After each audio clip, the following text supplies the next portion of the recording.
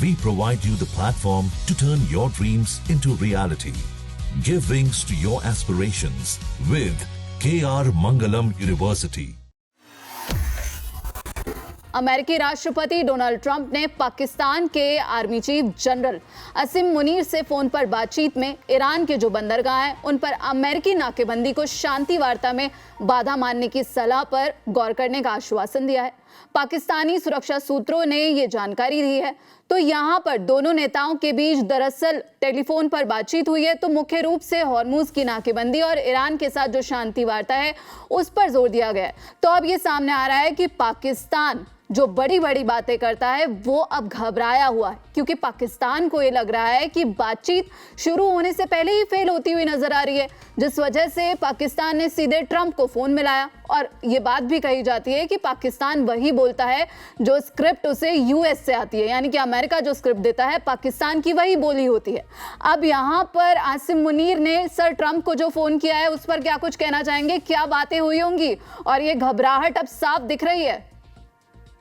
देखिए, पाकिस्तान को सबसे बड़ी घबराहट तो ये है समझिए कि अगर ये वॉर आगे बढ़ता है और अमेरिका ग्राउंड ऑपरेशन की अगर प्लान करता है तो ग्राउंड ऑपरेशन के समय पाकिस्तान की धरती का प्रयोग होगा, चाहे तो वो आपका सैनिक के रूप में भी हो या उसके धरती का प्रयोग हो। जैसे उसकी धरती का प्रयोग होगा तो ये वॉर का दायरा जो है वो पाकिस्तान की ओर भी बढ़ जाएगा, पहली बात। और दूसरी बात क्या है कि जब ये टॉक्स की बात हुई तो ईरान का कहना ये है कि अमेरिका बातों को मान नहीं रहा, जो पीस की डील की जो बातें होनी चाहिए थी, जो शर्तें होनी चाहिए थी, उनको अमेरिका नहीं मान रहा है, लिहाजा हम सेकंड टॉक्स में शामिल नहीं होंगे।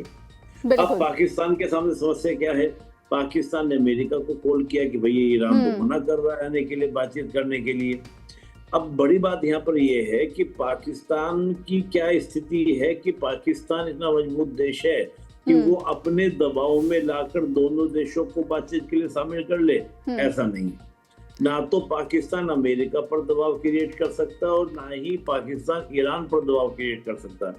इसीलिए आप देखें, इतिहास में अब नजर डालेंगे तो हमेशा दो लेकिन सर ट्रंप की तरफ से यहाँ बयान आया है, ट्रंप ने कहा है कि हाँ, जो सलाह मुझे, जो एडवाइस मुनीर ने दी है, मैं उस पर विचार करूंगा, वादा किया है।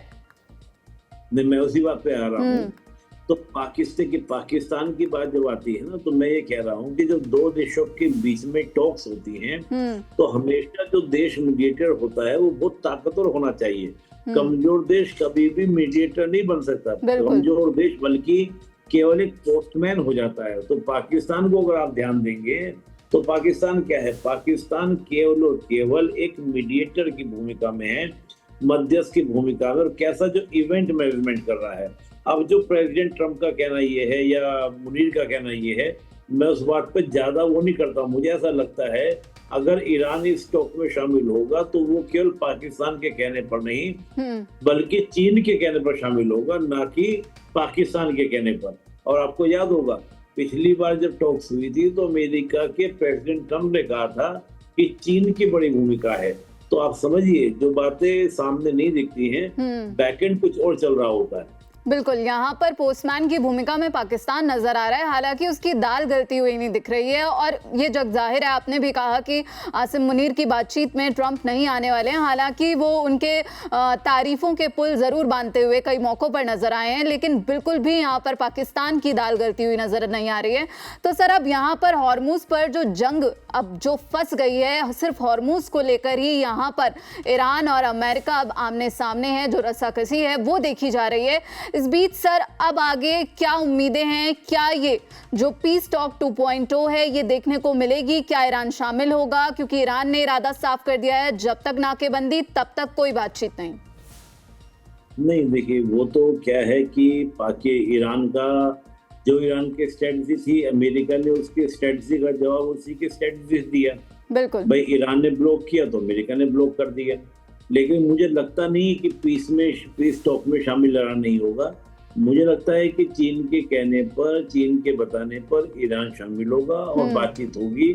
हालांकि मुझे लगता है, ये बात फैक्ट है कि ये बातचीत भी बेनतीजा निकलेगी। इसका कोई बहुत बड़ा परिणाम आपको देखने को नहीं मिलेगा। यानी कि बातचीत होगी। परिणाम तभी मिल सकता है कि जब यहाँ पर रशिया डायरेक्ट इन्वॉल्वमेंट दिखाई देगा, तभी हो सकता है। अन्यथा मुझे नहीं लगता किस तरीके से ये पीस टॉक जो है सेकंड भी कामयाब होगी। हो सकता है कि बातचीत से होने से पहले फेल रहे, अगर हुई भी तो भी ये फेल होगी।